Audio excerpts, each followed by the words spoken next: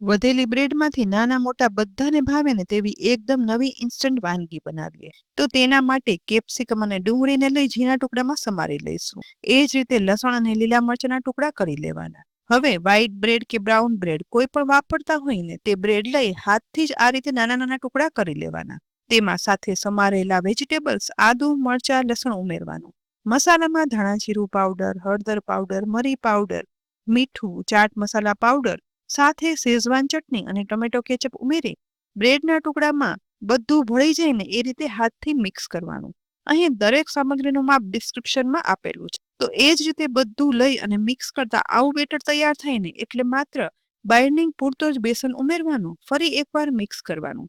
જરૂર લાગે અને મિશ્રણ કોરું લાગે ને તો થોડુંક પાણી ઉમેરવાનું. બસ બનેલા સેમી થીક મિશ્રણને થોડું એવું હાથમાં લઈ હાઈ ફ્લેમ પર ગરમ થયેલા તેલમાં પાડી લેવાના અને ગેસની મીડિયમ ફ્લેમ પર 3 થી 4 મિનિટ આ રીતે તળ્યા પછી એકદમ મસ્ત મજાના ગોલ્ડન બ્રાઉન કલર સાથે બનેલા ઇન્સ્ટન્ટ બ્રેડના ભજીયા ચટણી સાથે પીરસો કે ચા સાથે.